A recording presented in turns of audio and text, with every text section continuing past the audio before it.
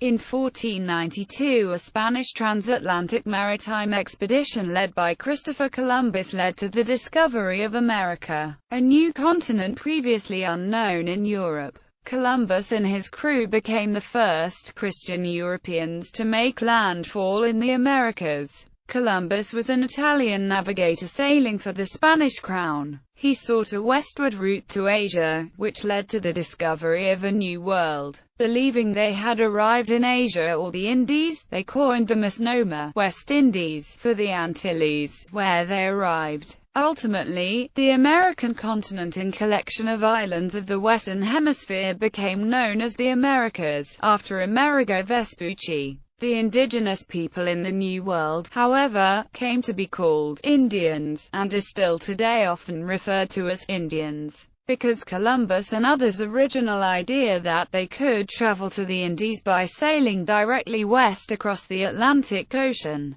Vespucci, an Italian navigator, is credited with recognizing the Americas as newly discovered, previously unknown territory, as opposed to islands associated with Asia, as Columbus originally surmised. Over 4 voyages to the Americas between 1492 and 1498, Columbus set the stage for the European exploration and colonization of the Americas, ultimately leading to the Columbian Exchange. Considered an indicator of the start of modern history, the great significance of his voyages to the history of the world is uncontested. At the time of the voyages, the Americas were inhabited by natives, now considered to be the descendants of Asians who crossed the Bering Strait to North America in prehistoric times. Vikings were the first Europeans to reach the Americas, establishing a short-lived settlement in Newfoundland circa 1000.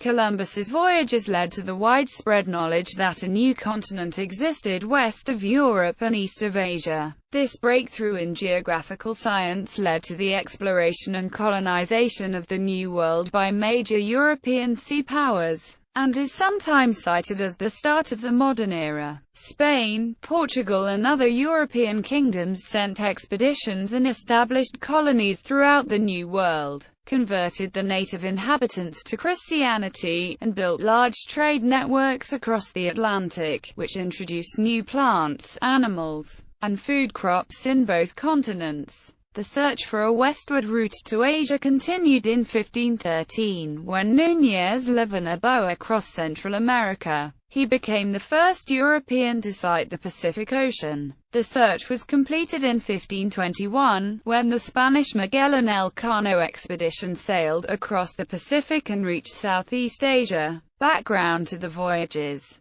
Portugal had been the main European power interested in pursuing trade routes overseas. Their next-door neighbors, Castile, had been somewhat slower to begin exploring the Atlantic due to the bigger land area to reconquer in Spain. It was not until the late 15th century, following the dynastic union of the crowns of Castile and Aragon and the completion of the Reconquista, that Spain emerged and became fully committed to looking for new trade routes and colonies overseas. In 1492, the joint rulers of the Spanish nation conquered the Moorish kingdom of Granada, which had been providing Castile with African goods through tribute.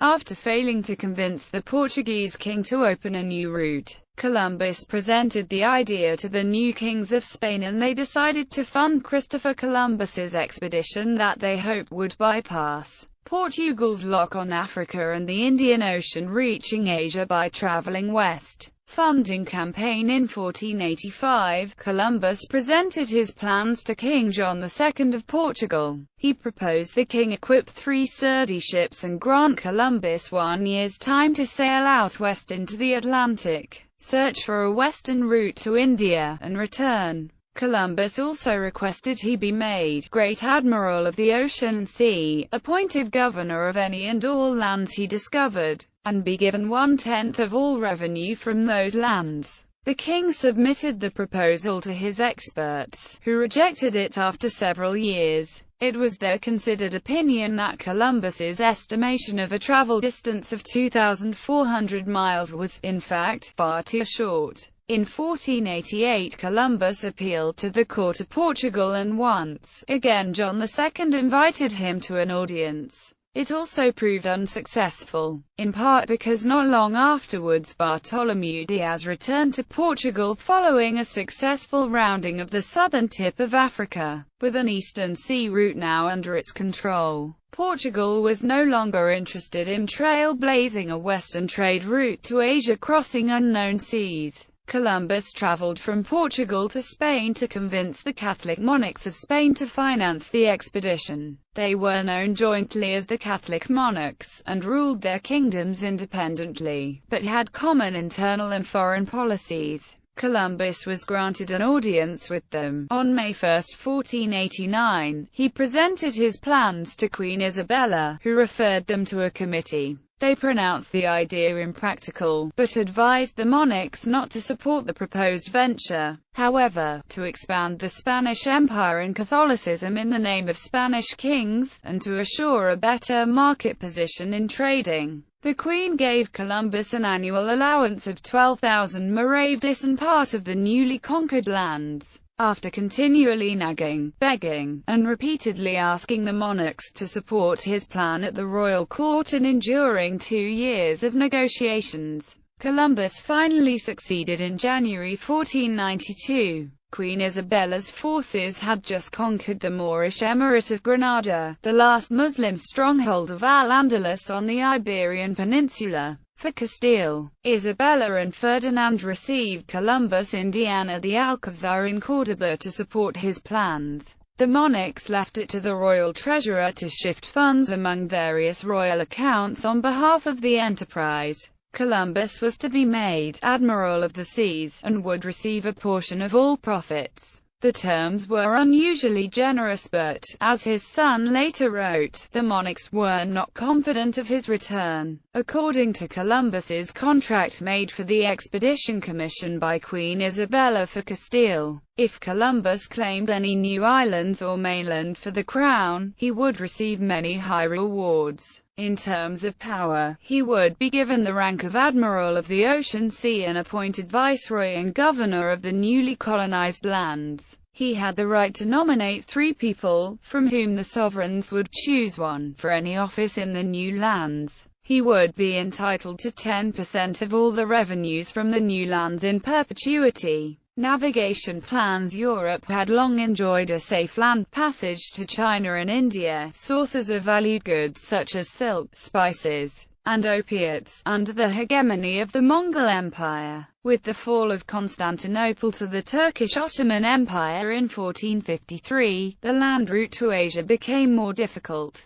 In response to this, the Columbus brothers had, by the 1480s, developed a plan to travel to the Indies, then construed roughly as all of southern and eastern Asia, by sailing directly west across the ocean sea, the Atlantic Ocean. Washington Irving's 1828 biography of Columbus popularized the idea that Columbus had difficulty obtaining support for his plan because Europeans thought the Earth was flat. In fact, the primitive maritime navigation of the time relied on the stars and the curvature of the spherical Earth. The knowledge that the Earth was spherical was widespread, and the means of calculating its diameter using an astrolabe was known to both scholars and navigators. Diameter of Earth and travel distance estimates. A spherical Earth had been the general opinion of ancient Greek science, and this view continued through the Middle Ages. In fact, Eratosthenes had measured the diameter of the Earth with good precision in the 2nd century BC. Where Columbus did differ from the generally accepted view of his time was in his arguments that assumed a significantly smaller diameter for the Earth, claiming that Asia could be easily reached by sailing west across the Atlantic. Most scholars accepted Ptolemy's correct assessment that the terrestrial landmass occupied 180 degrees of the terrestrial sphere. Ing dismissed Columbus's claim that the Earth was much smaller, and that Asia was only a few thousand nautical miles to the west of Europe.